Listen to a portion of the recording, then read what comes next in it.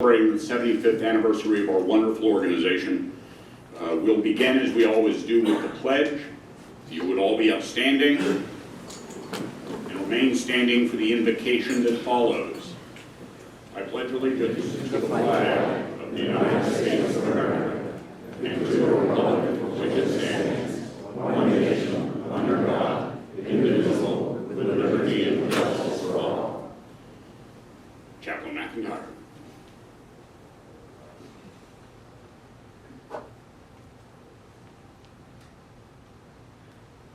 Let us pray. Gracious and loving God, we come to you today celebrating the 75th anniversary of this wonderful organization. Lord, we ask guidance for our leadership. We ask guidance and protection for our agents who are still in the field. Bless this group, watch over and protect them. This we ask in your holy name. Amen. Please be seated. I'm going to take a moment of personal privilege.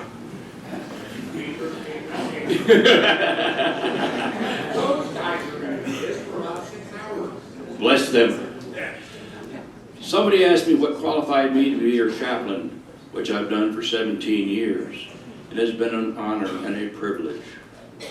One, I was an agent from 1971 to 1980. Two, Dick Law asked me to be.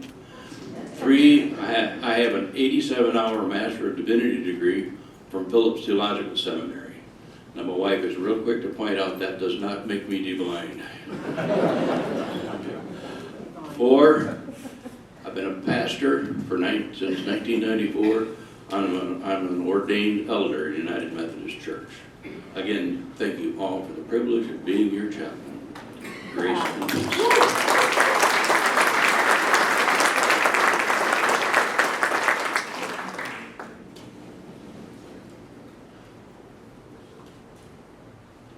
Sir, it's been a privilege working with you all of these years. Thank you for your service to this organization. Ladies and gentlemen, we have a special guest with us this morning. The 20th Commander of the Office of Special Investigations, the Special Agent of the Air Force, Brigadier General Select Amy Bunburn. Ma'am.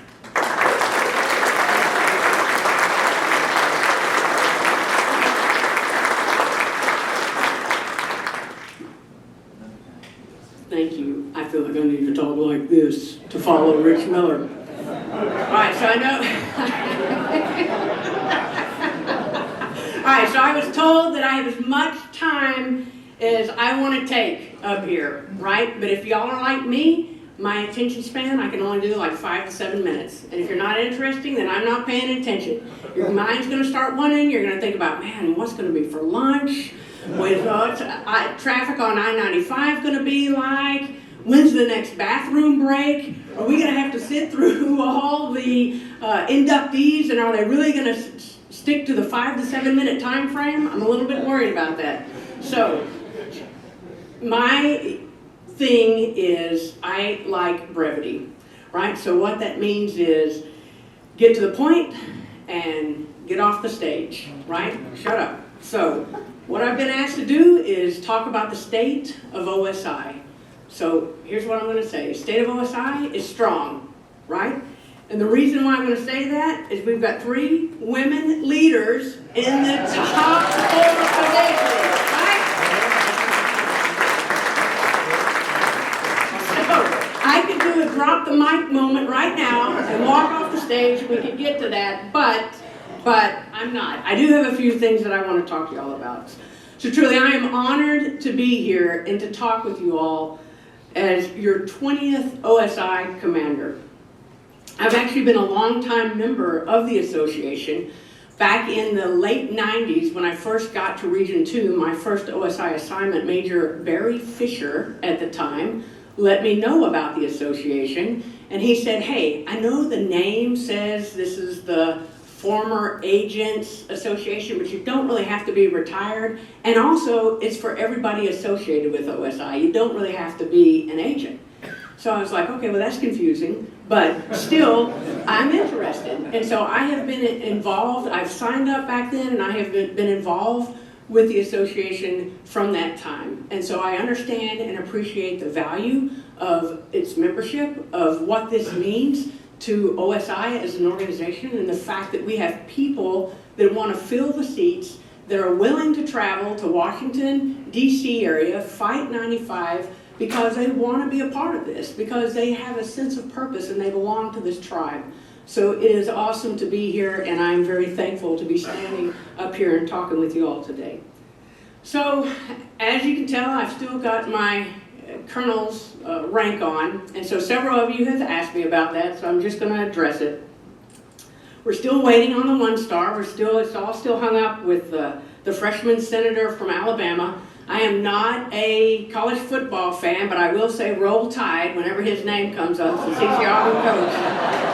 So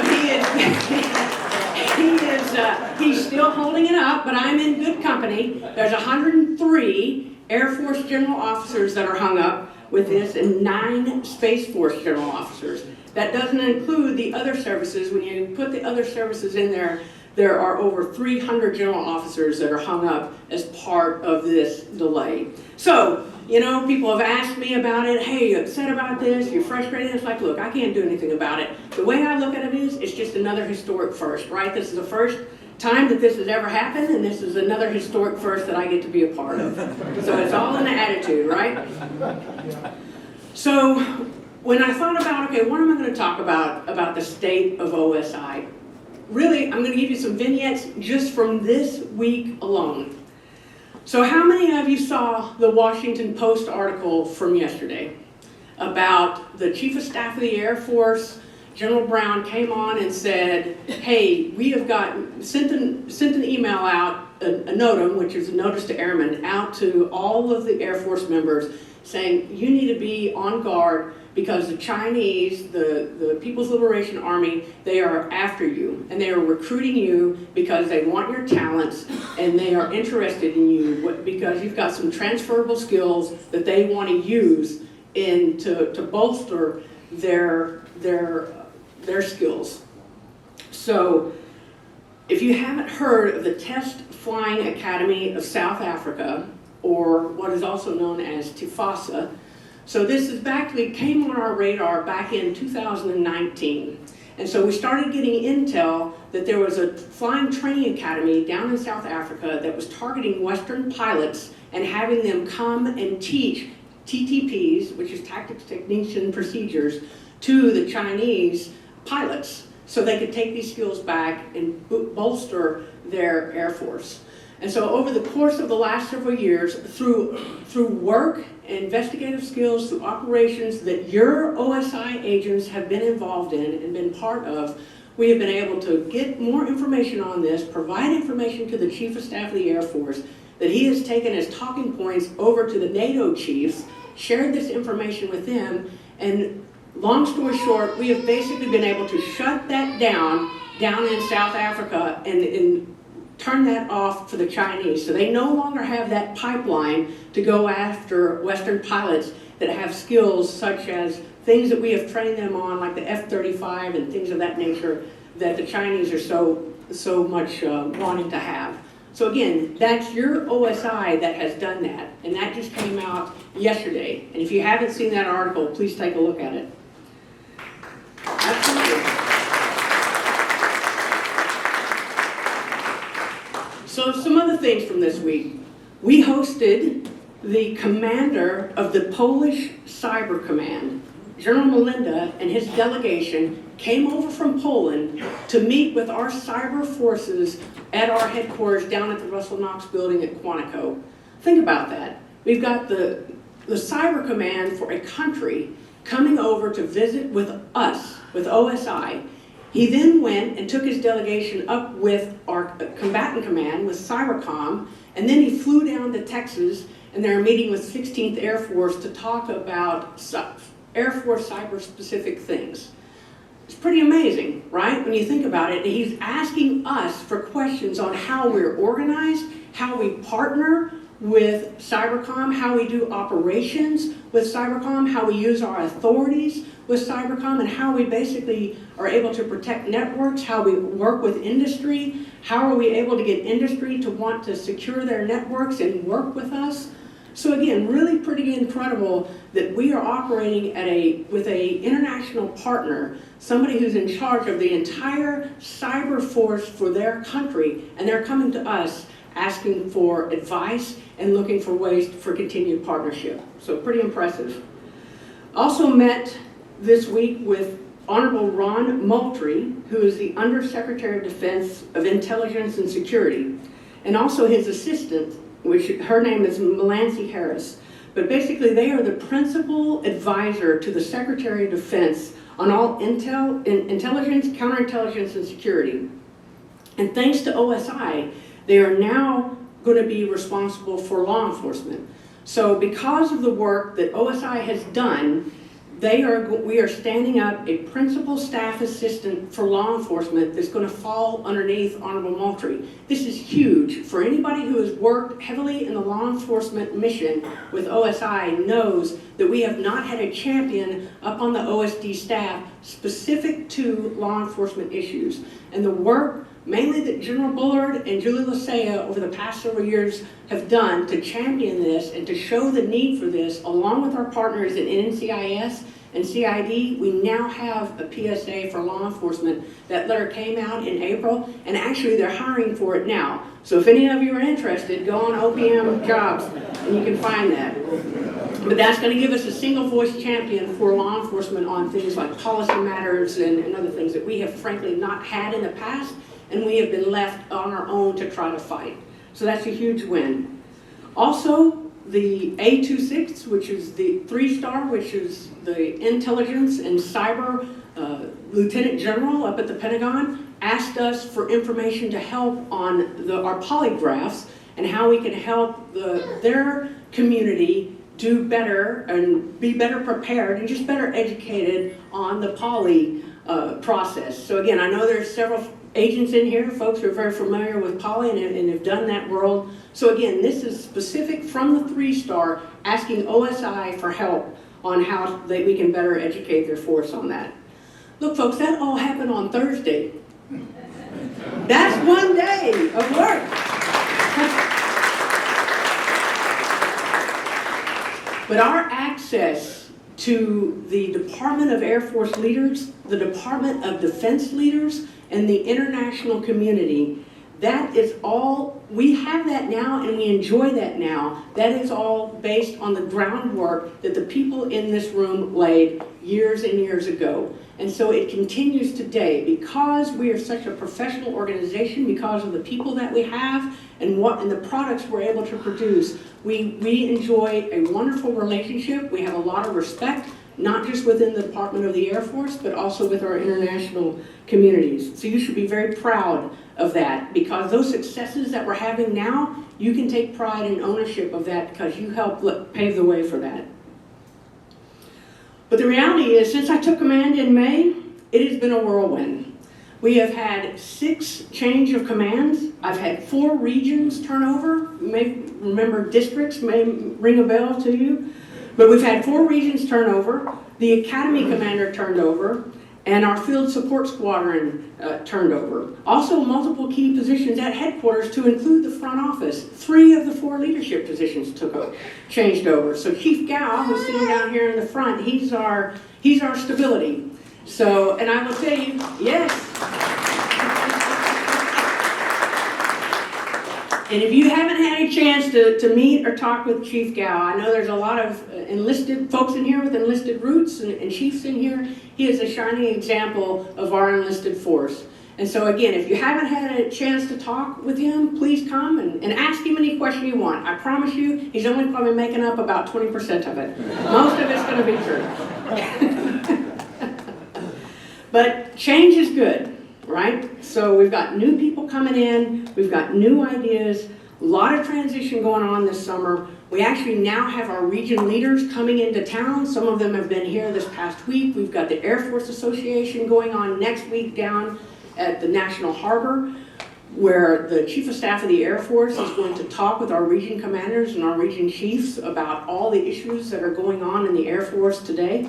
And then we're going to have them down at the Russell Knox building, and we're going to have our corporate council, what did y'all used to call it? Corona or something light? with the lieutenant vices? Aurora, that was it. So basically it's Aurora and Aurora Light. So we're bringing in all the region leaders, and we call it corporate council. We bring in all the region leaders, we bring in the chiefs, and we have headquarters directors there, and we're going to talk about, we're going to do some team building, but we're also going to talk about our priorities, and we're going to make sure we're all on the same page and what we need to do moving forward. But I've said change is good, but we've also got to hold on to the past. So with this being our 75th year anniversary, we had the opportunity on 1 August to host 3 legends of OSI with Chuck Torpy, Mr. Davidson, and Chief Gay. They all came to the clubs on Quantico, and we had a wonderful luncheon there, and they talked stories about their times, and then the vignettes that they shared, although the language they use is a little bit different. They use terms like sack and tack and talking about going over to the comm center every day to pick up the messages, right? So those types of things, we're like, what are you talking about? We don't do that anymore. But what the common themes were, the importance of liaison and the importance of building rapport with partners and how we cannot do this job on our own and how we have to rely on others. Also talking about always innovating and not staying happy with the status quo. And that OSI was back then, just as it is now, still a trusted advisor. And that Air Force leaders love OSI because we protect the Air Force. We did back then, and we still do to this day. So how many spouses are here? Raise your hands, stick them up high. All right, so I want to say thank you. I want to say thank you to the spouses. Can you give them a round of applause? So you have enabled this organization to be what it is today. I would not be up here today as a 20th commander without my beautiful spouse right there, Randy. So I want all the family members to know that you serve as well, and your service is appreciated, so thank you for all that you have done. Now, how many admin, pro staff, 702s, how many of those are you in the crowd? Raise your hand high. Bobby Sullivan, raise your hand up. Get up.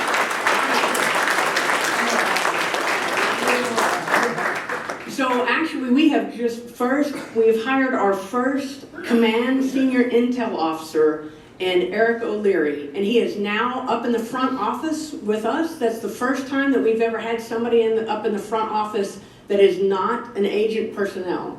And the reason we have done that is because we understand how incredibly valuable our 132s are. Those are our intel specialists, our analysts, and they are actually the second largest career field in OSI behind the agent corps. So, and we're continuing to grow that capacity and working with our analysts, working with our 132s, so we're better able to focus our investigations and our operations.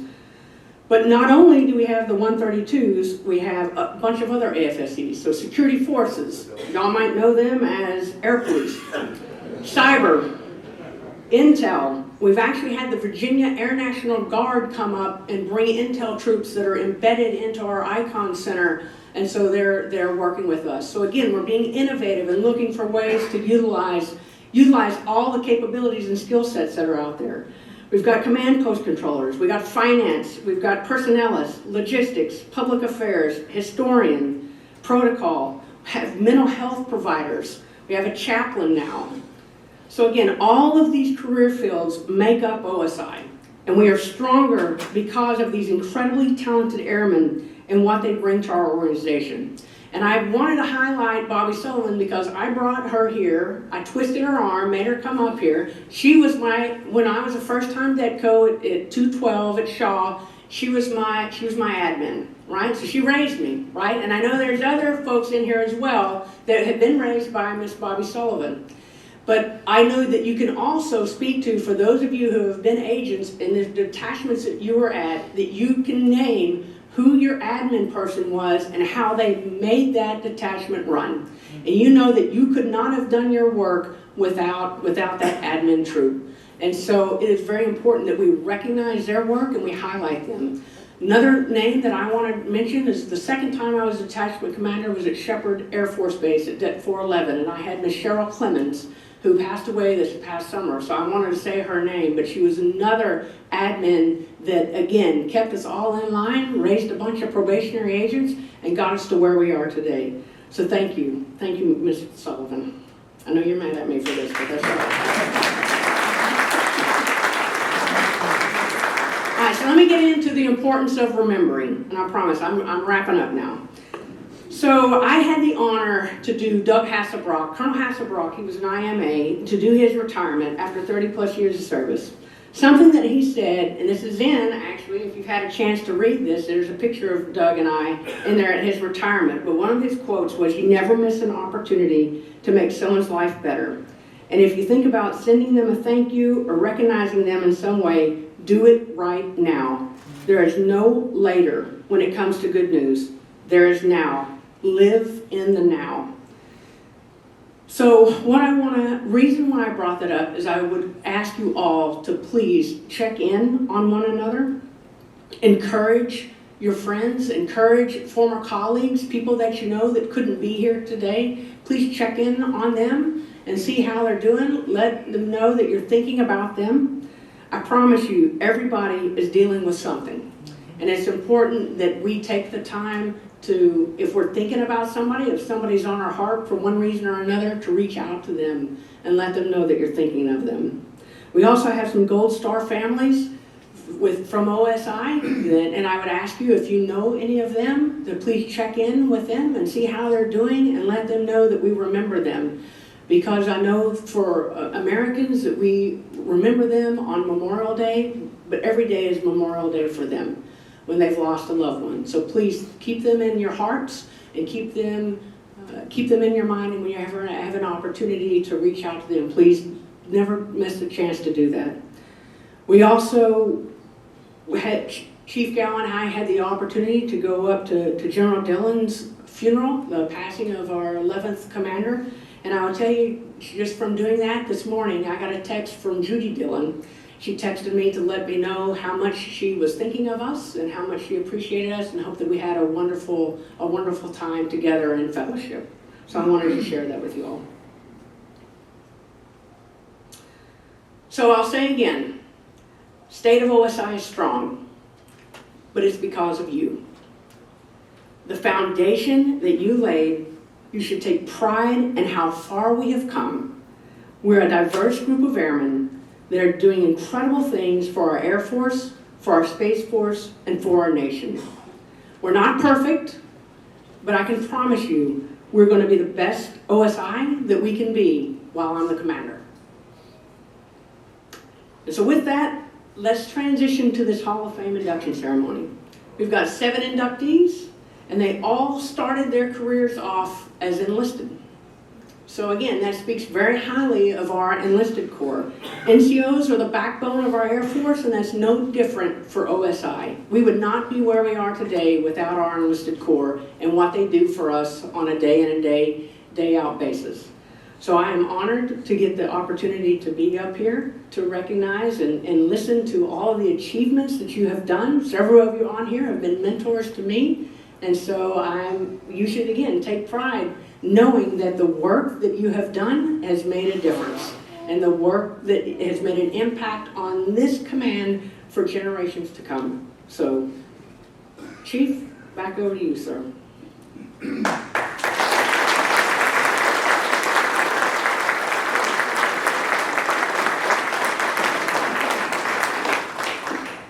Thank you, ma'am. As we start this presentation ceremony, could I ask all of the members of the Hall of Fame who are in our audience today to please rise? I know some of you are here.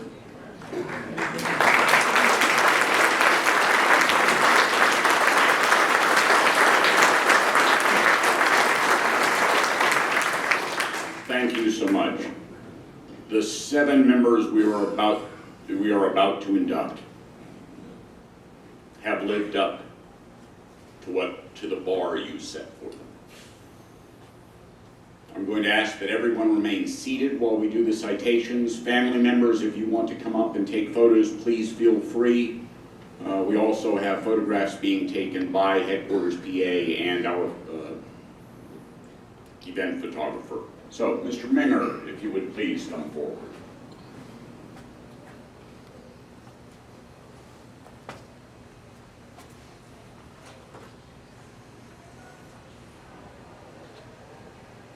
Sure.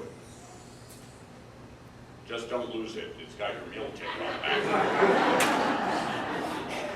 And there's a fee if we... Special Agent Stephen F. Minger, Class 71B, distinguished himself in both military and civilian service over 42 years with OSI. He was known for his uncanny ability to recruit productive confidential informants across our Air Force.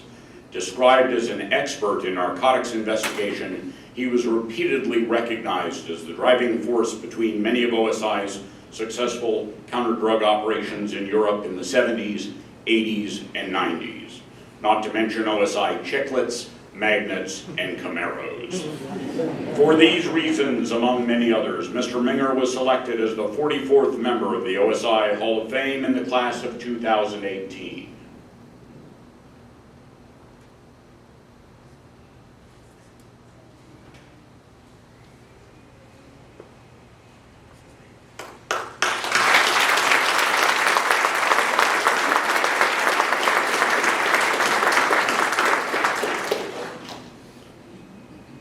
Chief Pitt, if you would please come forward.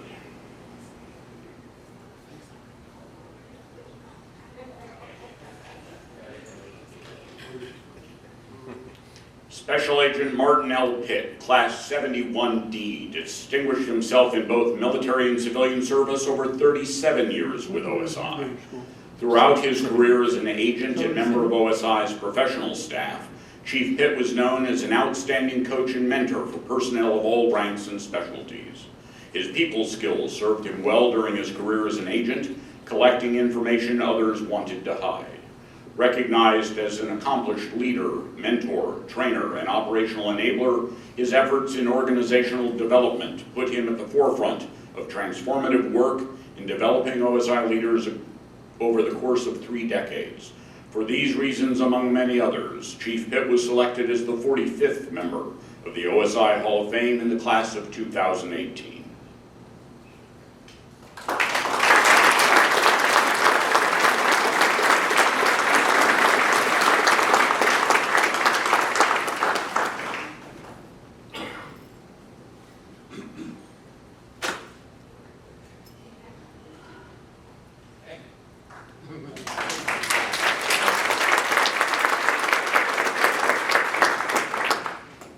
I'm sure our next inductee is looking down on us with pride and admiration for all of the things that the boss recently talked about.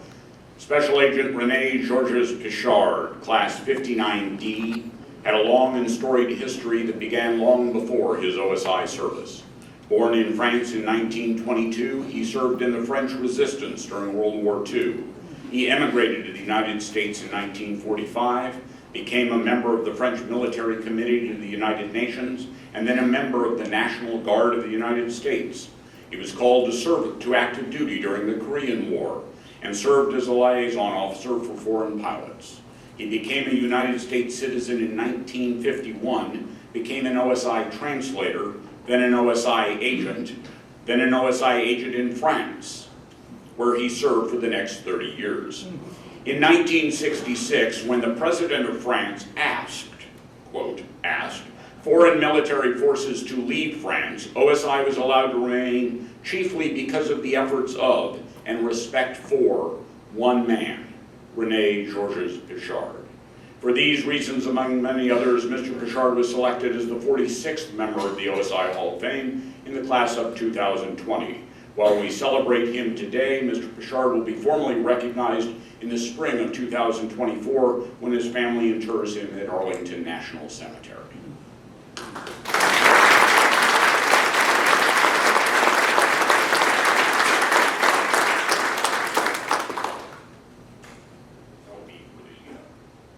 Yeah, we'll do that. Sorry, choreography. Chief Worley, would you please join us, sir?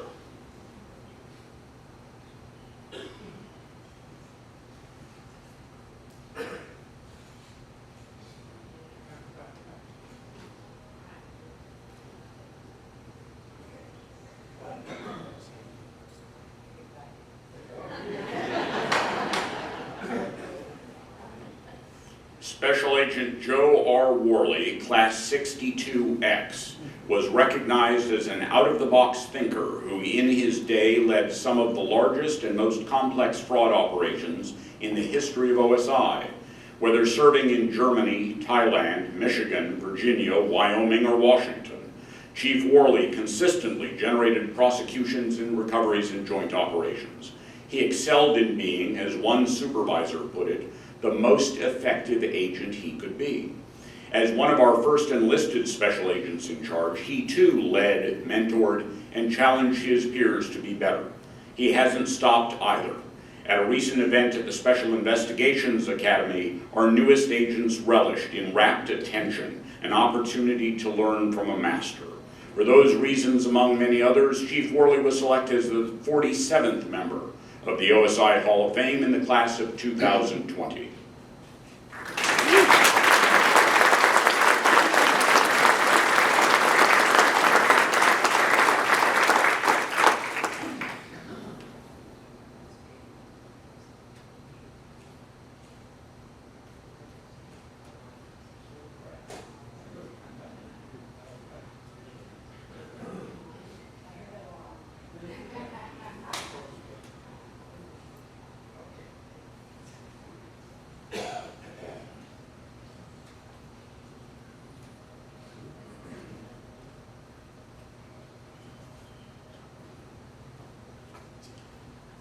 Special Agent Gail D. Ahern, Class 74G, distinguished himself in both military and civilian service over 36 years with OSI.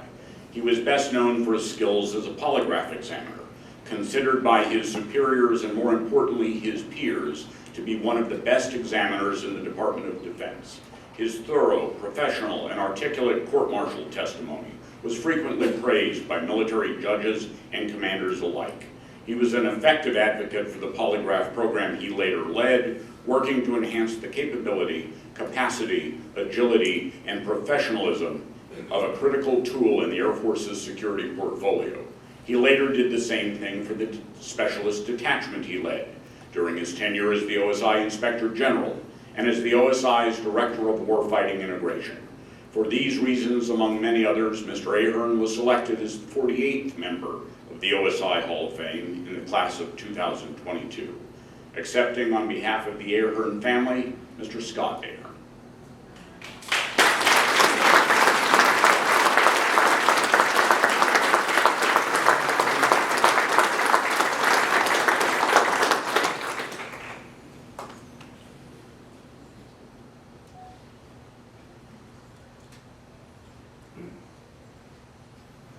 Mr. Harrison, front and center, please. Yes, I feel. I don't think, say that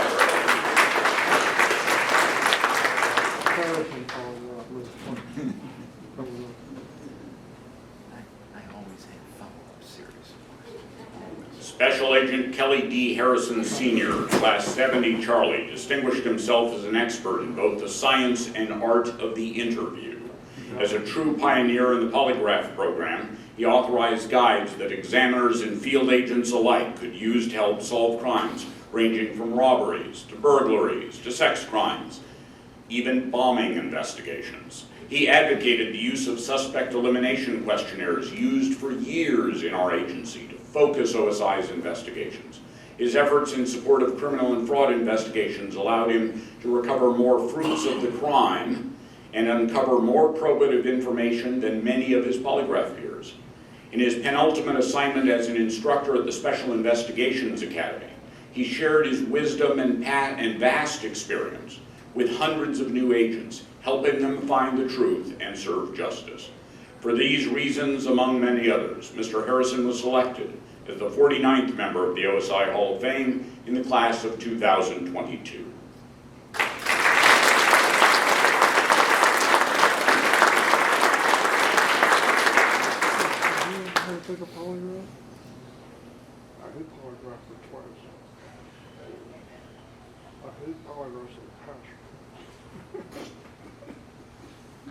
Now, Mr. Womble. We're getting in my era now. Special Agent Richard D. Rick Womble, Class 81E, was frequently recognized as a special agent with unique investigative abilities. His early success resolving narcotics violations, sex offenses, and fraud investigations led him to selection for specialized defense contract fraud training and a front row seat at some of the largest and most significant task forces in the entire United States government, uncovering and recovering millions of dollars in fraudulent contract charges. He further created state-of-the-art computer techniques adopted by the Defense Logistics Agency for use in their quality assurance programs. For these reasons, among many others, Mr. Womble was selected as the 50th member of the OSI Hall of Fame in the class of 2022.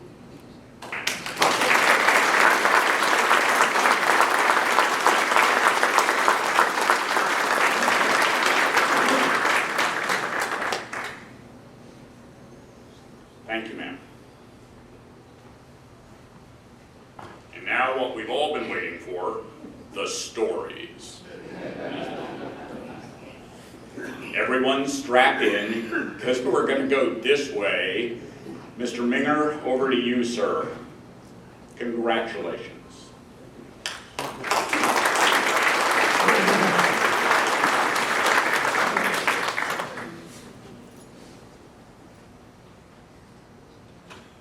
Well, you know, I used to think after spending 42 years in OSI, you couldn't intimidate me anymore. I'm as intimidated as hell right now. I look out here and I see the whole history of OSI. Fortunately, a lot of them I worked with. Let me introduce my family first, who's here, and who I owe the greatest thanks to. My wife, Shirley.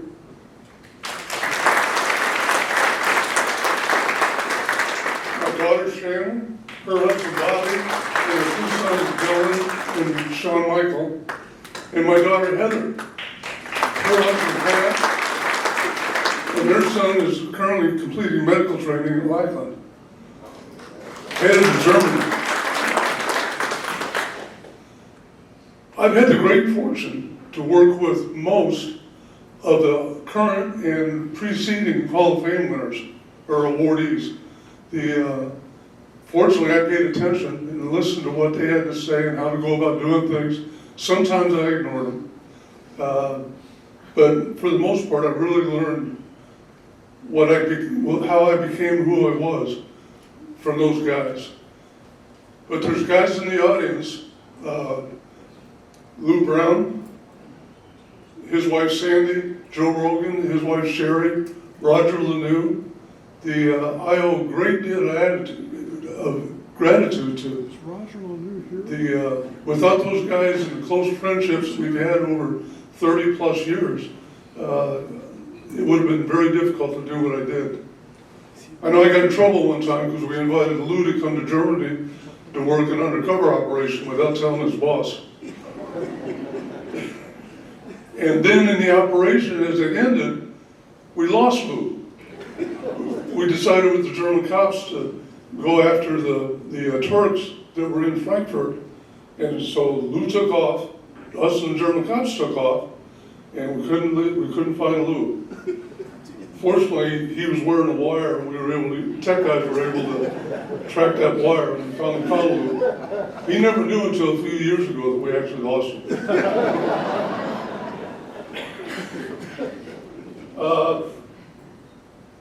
I frequently get asked, what's the proudest thing I did in OSI? Well, there's a number of them.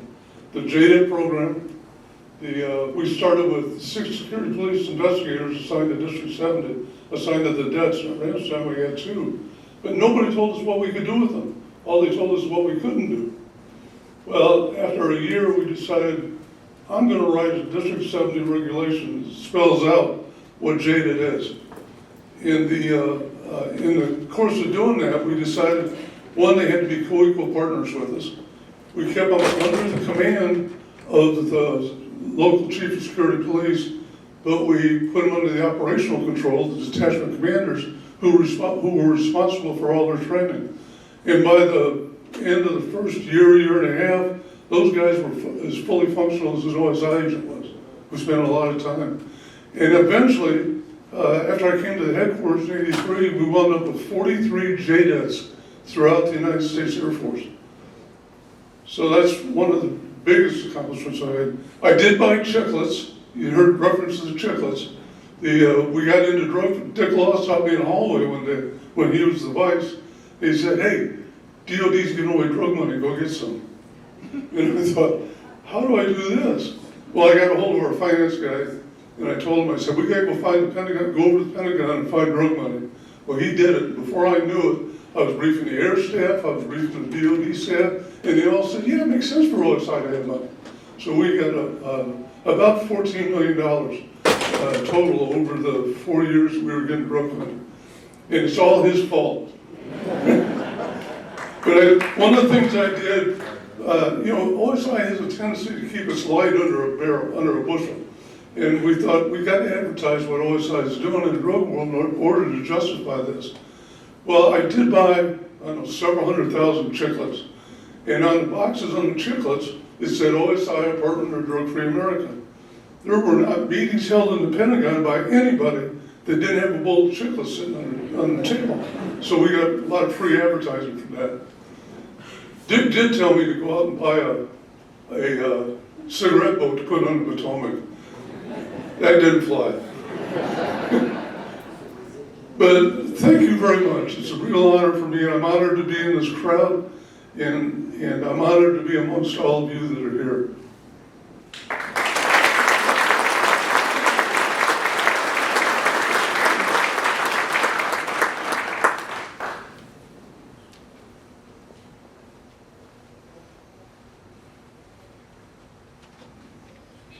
Chief Pitts.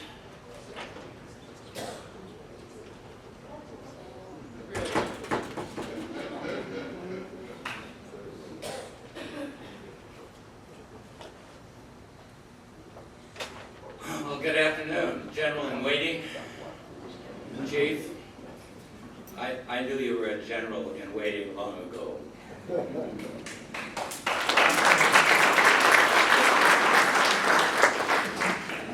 I've been working on a speech for this occasion for 3 years now.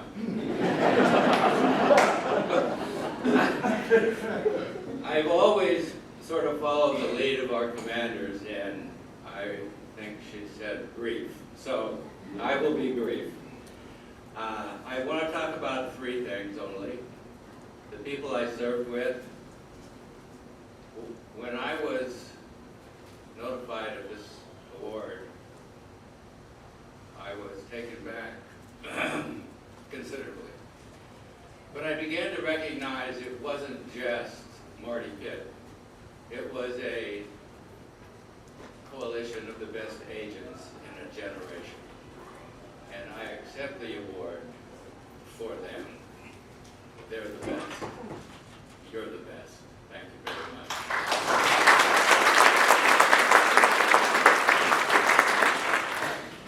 The second thing I'd like to talk about is our commanders.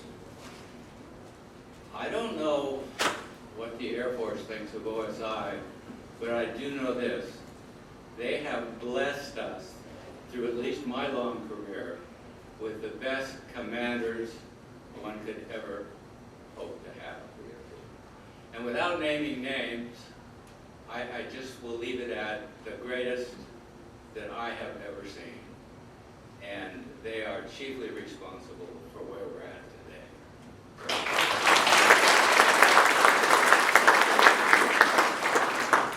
I want to depart from not naming names for one reason. Long ago, I had a very tough time. And if you'll use a rodeo expression, I fell off my horse. And a gentleman who had just passed, named Francis Dillon, was commanding McCord at the time, District 20 at the time. He allowed me to take the time and gave me the support to get back in the saddle. And I think it goes to, I think General Patton one time said, it's not how far you fall, it's how high you bounce. Thanks to him, I bounced as high as I could, and with your help, I hope I've made him proud.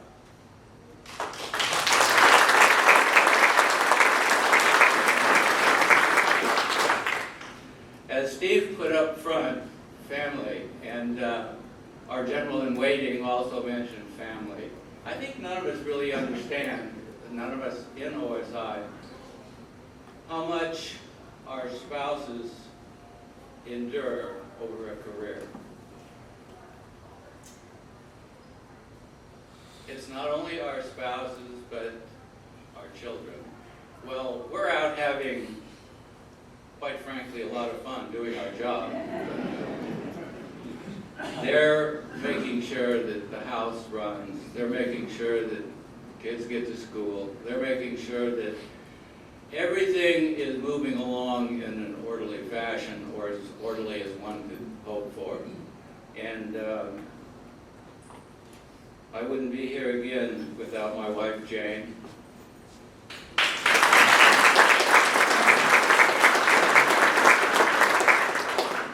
Our first daughter is Mary Kay, who's with us today. They came all over. And her entire family, Kevin,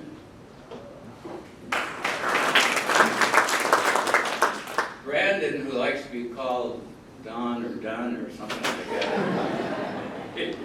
He's actually an active Guard member, hoping for Master Sergeant next time around. So if you have any pull, give Brandon a hand. Chris is here. Chris. He was in the Army Reserve for a while, so we're a serving family, if you will. And then we have Tony, who spent a year out west with us, going to a tech school, and a civilian tech school, a trade school, if you will. And Haley, his partner, and we were really glad to get rid of him. No, I mean,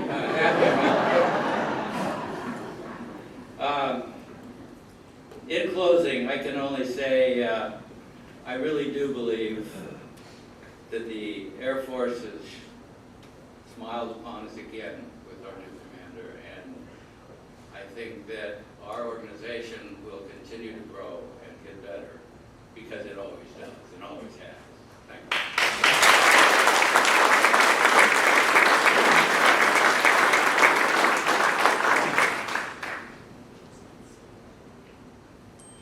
Hey, Chief, that aged pretty well over 5 years. So Mr. Bouchard passed. We thought we would invite his nominator, Hall of Fame member himself, Colonel Toby Sullivan, to make a few remarks about this amazing individual. Sir.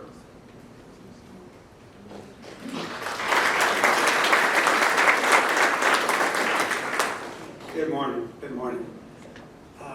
Ma'am, regarding your comments on brevity, my apologies.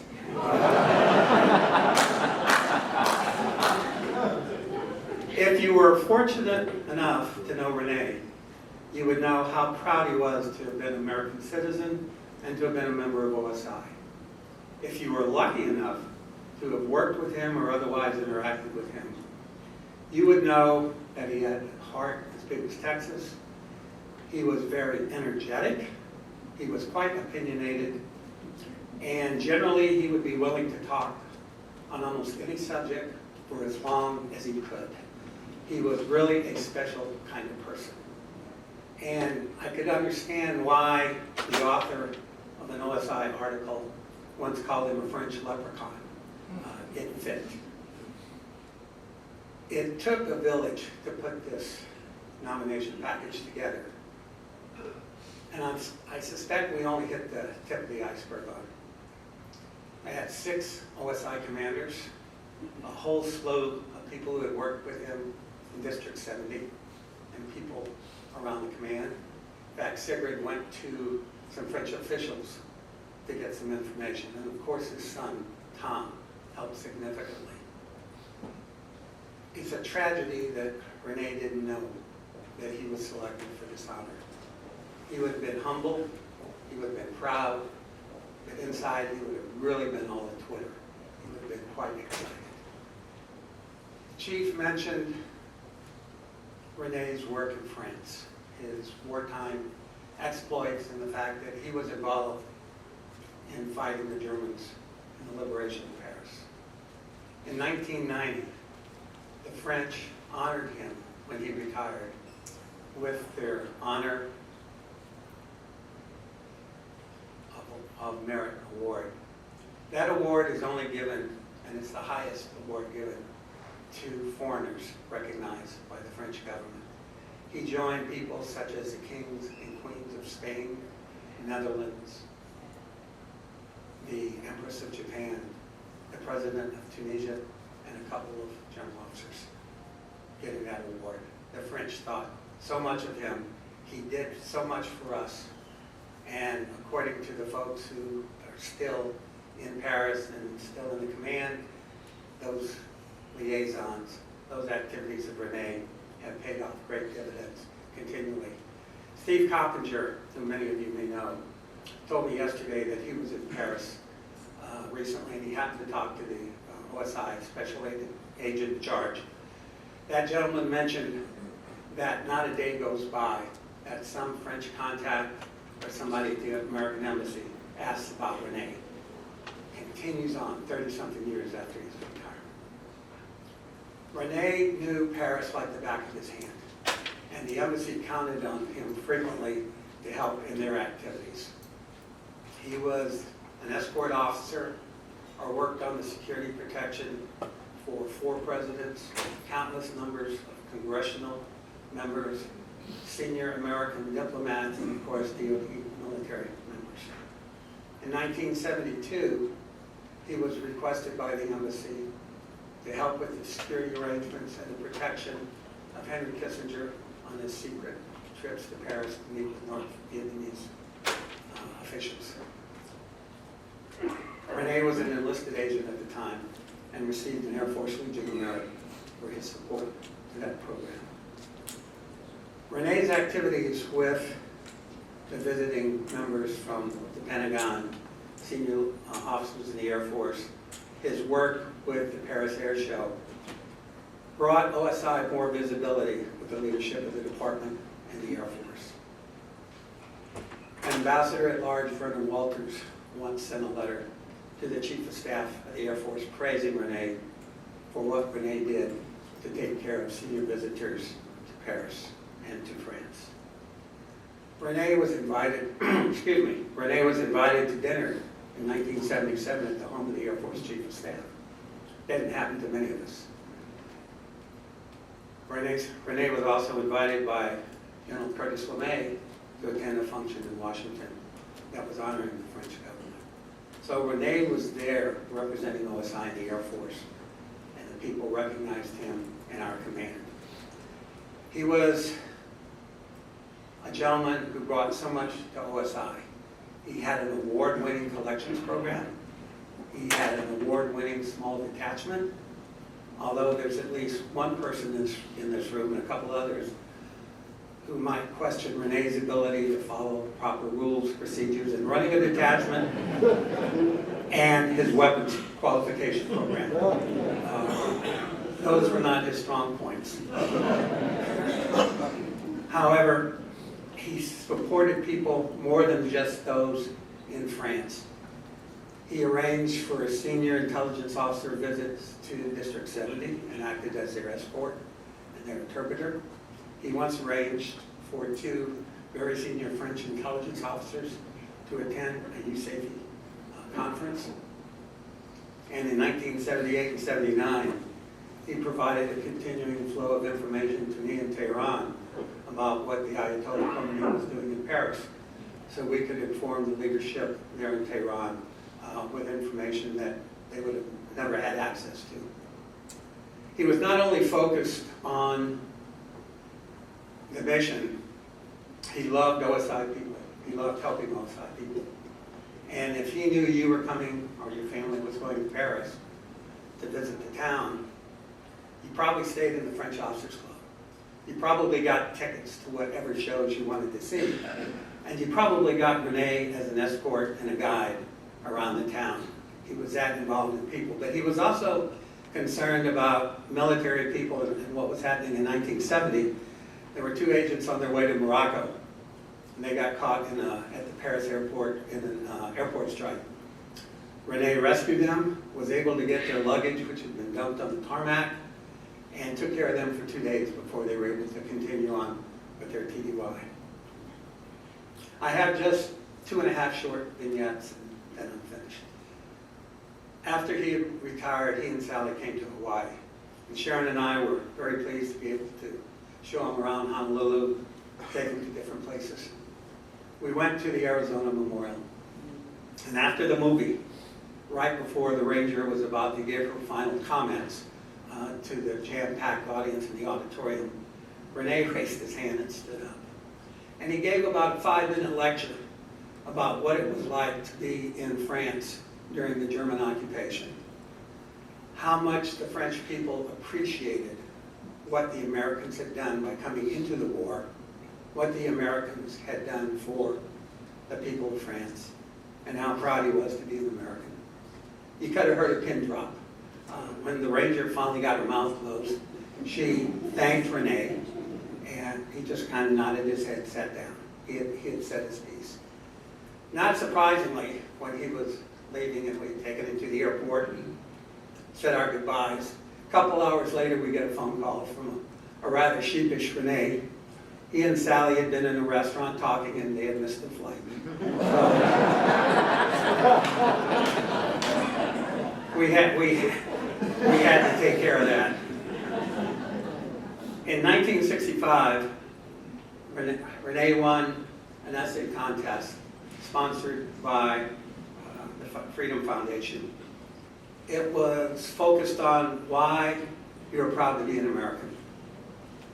His essay, which was an open letter to all Americans, was subsequently incorporated into the congressional report. And I'd like to read a few of his words, since unfortunately he's not here with us. To all Americans, as a naturalized American, I have something to say to my many Native Americans. You have no idea how lucky you are to be Americans. I say this because I have known a different way of life. When the Nazis occupied my native country, I had the choice of working at the Ford Motor Company in Paris or of being deported to Germany as slave labor. I chose Ford, and then learned about America, plenty, and freedom.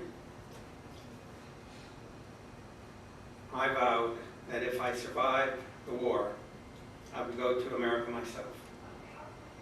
My wish was granted. In 1945, after many difficulties, I arrived to New York with my country's delegation to the United Nations. What happened to me in America? The warmth which Americans of all social status receiving me, an unknown foreigner. The many churches of all creeds and crowded on Sundays. Complete freedom in the newspapers and to speech. Americans live by law, which is considered important, and an individual is considered innocent until proven guilty. Wanting to be a part of America, I found a way to apply for citizenship. When the Korean War began, I joined the Air Force in order to serve my new country.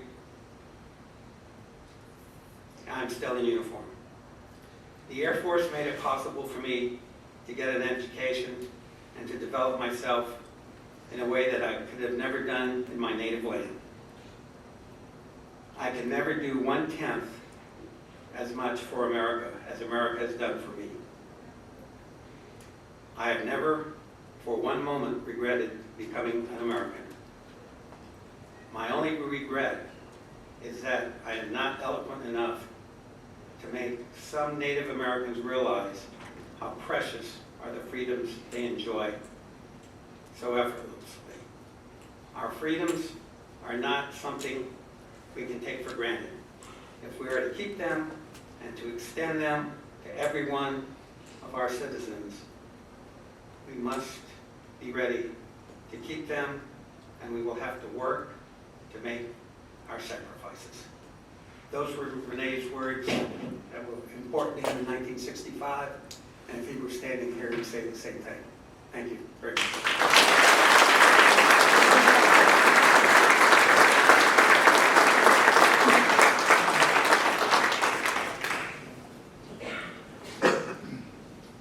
Chief Worley, over to you, sir.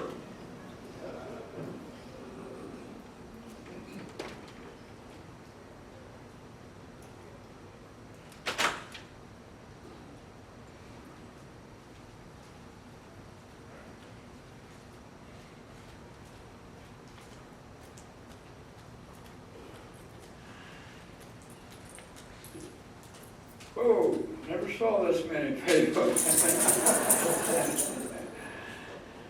No, I think the best thing that ever happened to me was there was an OSI special agent named Al Stone. Some of you may remember him, he's passed away. But he came to my office when I was an air policeman, Magdala Air Force Base, and recruited me into OSI. Said he'd help me do the paperwork and so forth. Probably the best thing that ever happened to me. And all of the things of OSI, of course, other people that worked with me. There's Bob Dewar, and of course Jim Hardy. Jim and I ran into each other in Bangkok, and with Bob, we ran Operation Barracuda, in which we had 56 allegations against 56 people. And by the end of running that case out, we used 32 OSI special agents to get the job done. So it's been such a wonderful career. And I had the opportunity, thank goodness, at Fleet Sea to talk to 47 new OSI special agents, and it was just an honor for me to see those and going out, and an honor for me to talk with them. And due to, as an agent, I realize and understand how much wives did have to put up with an awful lot from us. Coming in at midnight and so forth, and doing surveillances and so forth. But I always had my wife would always back on me, never complained one time. So, but it was a most wonderful career, I think, that I could have had. And travel, my goodness, I never thought I'd see go to all the world places that we went to. And I came from Williamsburg, Kentucky. My goodness. I never got more than 20 miles away from Williamsburg. So it's just, I'm so appreciative. And of all the folks to work with, there's been so many, and so many have passed now and gone, and miss them so. And so I think that and OSI has really done a great job, and it's just so proud to be a member of OSI. And now at 87, I look back on it all the time. I relive stories every morning and night. I think as most of us do.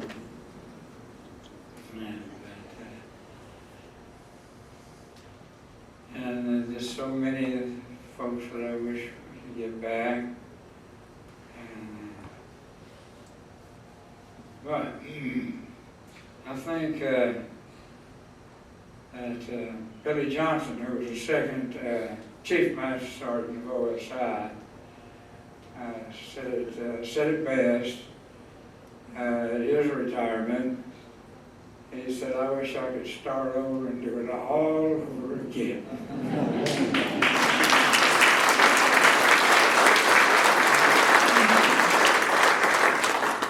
Thank everybody so much, all of you that have helped me along the way.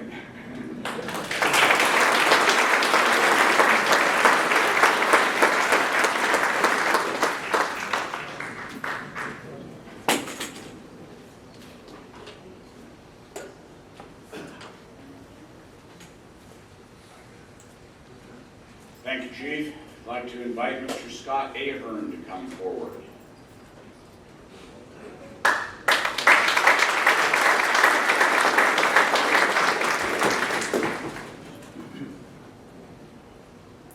Good morning.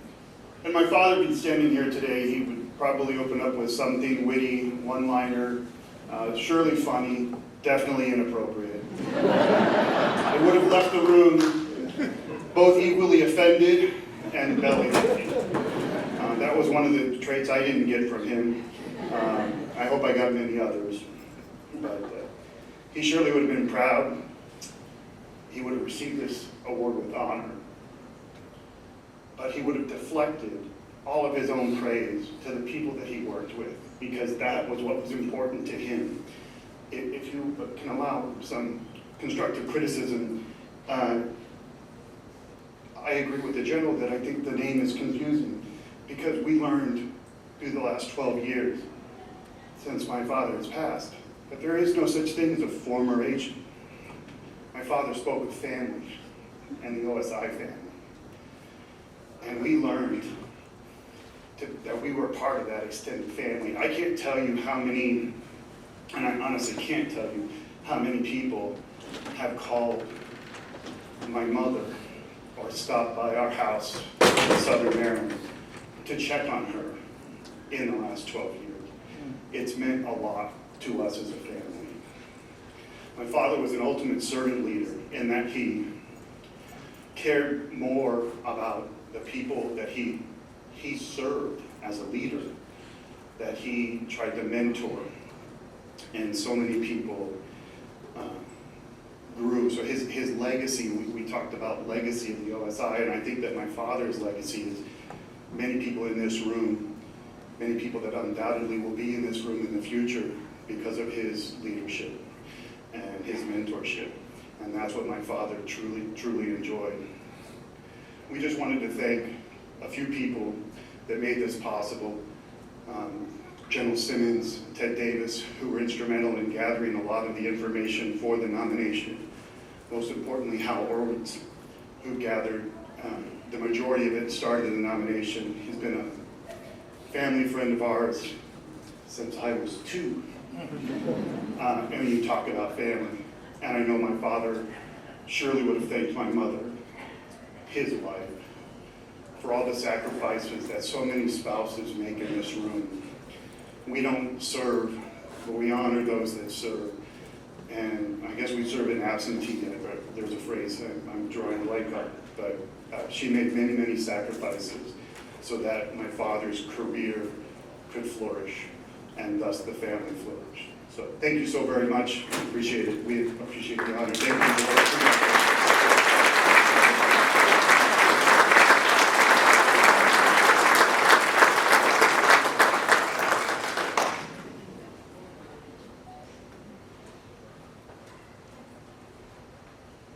Mr. Harrison, did I really just do this?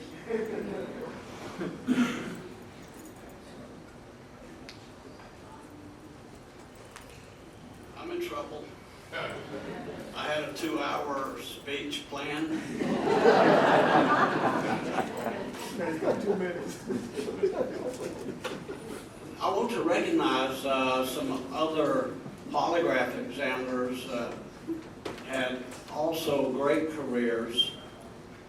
Dave Fuller, I believe Dave is here. Hal Orbitz, Dorothy Kane, and I believe there's somebody else out there that I'm missing. This thing about polygraph was a very interesting career field. First of all, I want to thank Colonel Law for pushing my application to the point where I'm able to stand up here and speak to you. Probably one of the most important people was involved in this was my wife of 63 years.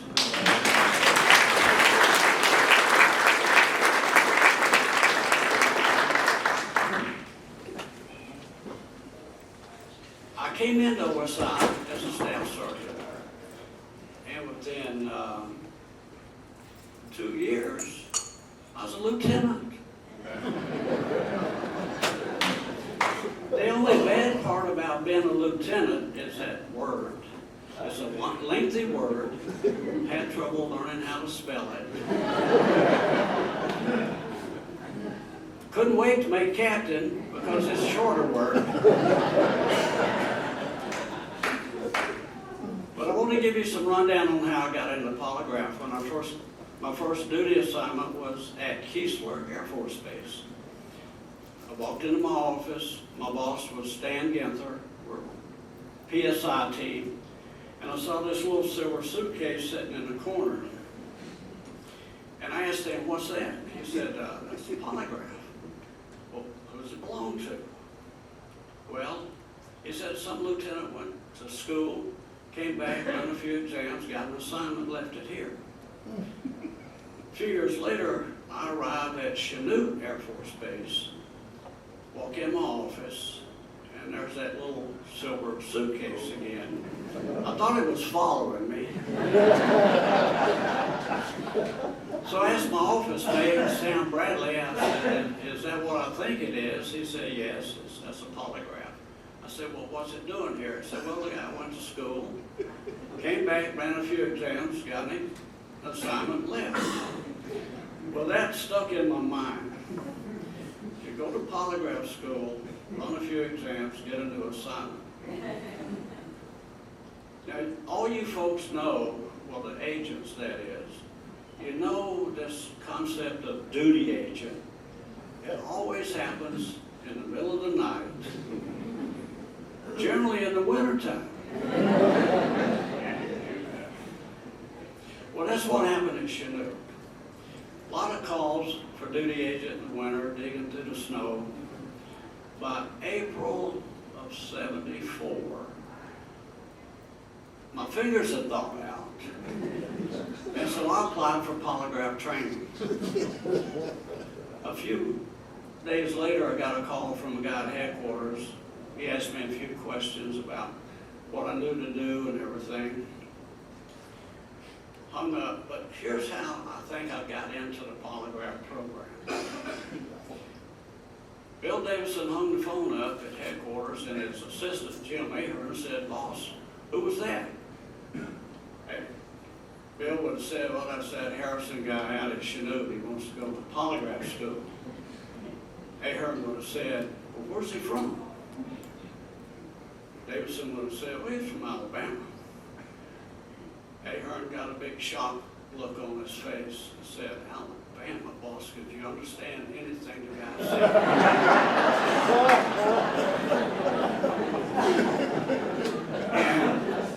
and Bill would have said, "Well, you know, I was following him pretty good until he started telling me directions to his house. And I lost him when he said, 'And then you turn off on the dirt road.'" And Ahern would have said, "Well, what are you going to do, boss?" And Mr. Davidson would have said, "You know, I'm gonna recruit that guy because I think guilty people will confess just to shut him up.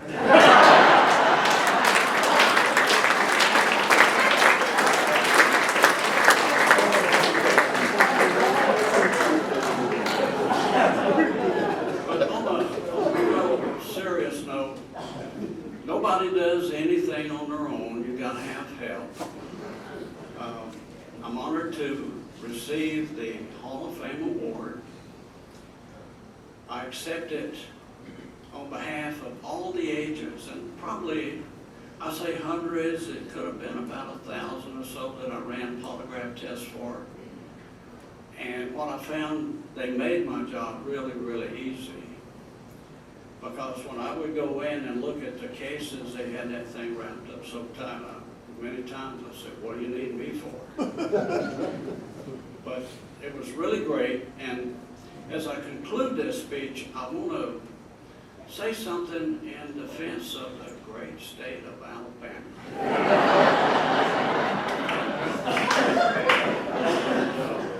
Now, the new boss says her star is being held up by that senator from Alabama. Boss, here's the real problem. That senator is an Auburn man.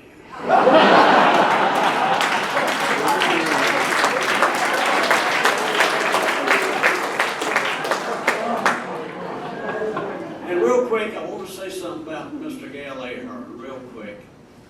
When I was in the field in the Far East, and Gail was the polygraph program manager, three things about Gail. One, he made sure we got the latest equipment. And oddly enough, he was always wondering, how's your suitcase holding up? He made sure we had the latest polygraph equipment. But one of the best things he did was he got us going to the American Polygraph Association annually.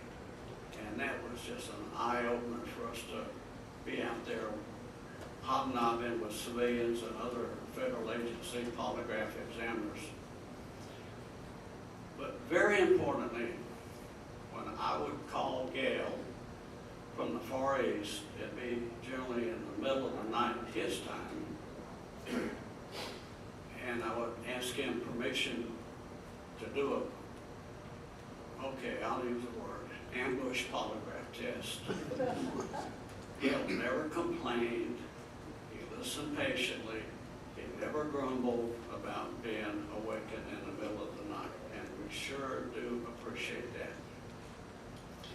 All right, folks, that's it. I'm glad to be here.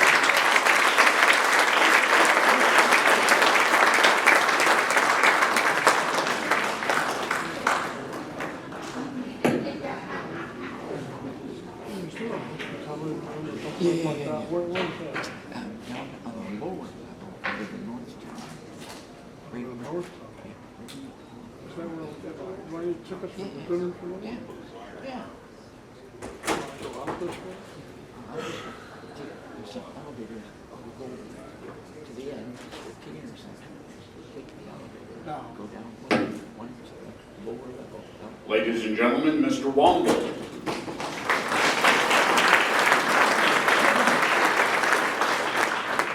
Well, I like to thank all the people that supported me over the years. I'm sitting here representing them.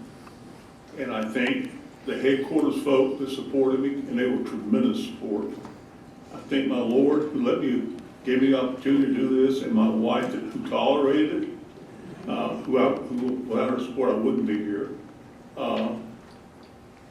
I think, I don't know, I have so many things, I just don't want to go through them all right now, but you wouldn't realize, you couldn't realize, and I apologize, who they were to begin with. But just a few things I want you to know.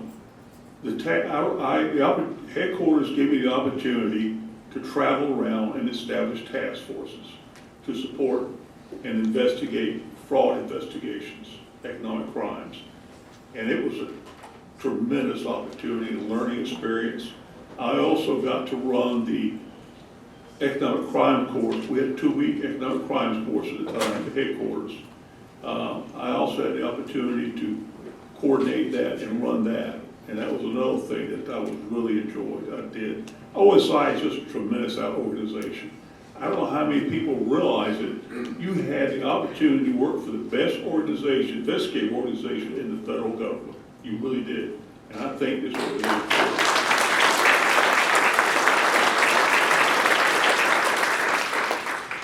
I want to thank Colonel Law, who really, he is a tremendous blessing to this organization, and I can't say enough about him.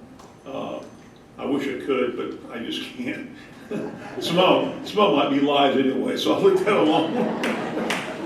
But I want you to know, economic crime investigation, contrary to what some people think, it is not a boring part of the investigative world. We had an agent. We had, on our task forces, we would have FBI agents, defense contract auditors assigned, NIS, which is now called NCIS. I don't know what that accomplished hotel look. I have yet to figure that out, but that's all right. Anyway, I'm going to go into that. And we had, of course, AUS, or Assistant U.S. Attorneys. I'm using an acronym, somebody may realize what I'm talking about. That just really supported us and prosecuted those cases. He just did a tremendous job. I thank them.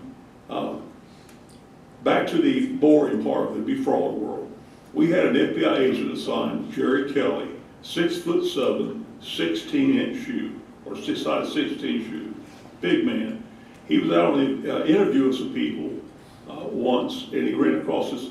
One of his interviewees was a young lady who worked for this contractor, who, by the way, had taken advantage of Air Force materials and built this outrageously complicated toolbox. Inside this toolbox, she had put, it was big enough, she had a cot in there. It was like a sling or whatever, that she could lie down and rest on if necessary. It's on wheels, by the way, this thing. TV, small refrigerator, and this is sheet metal from the Air Force. And then they try to present that toolbox, whatever you want to call it, to the company CEO. He did the right thing and declined it. But it was just an elaborate setup. Jerry is there, and this lady, I guess, had taken advantage of the tattoo world. And he said from what he could tell, her body was covered with tattoos.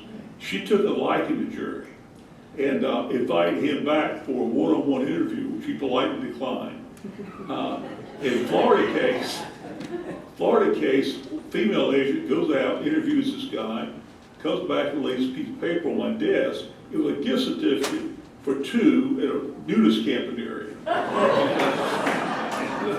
So, but things like that happen in the fraud world.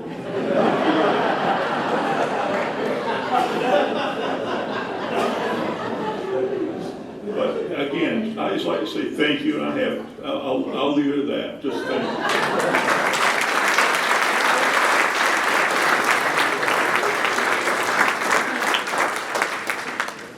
I point out he made a similar, I was in the first economic crime course, and Mr. Womble made a similar kind of comment about fraud. I just realized that there weren't fraud in progress calls at 2 o'clock in the morning at Chanute with Bonnie.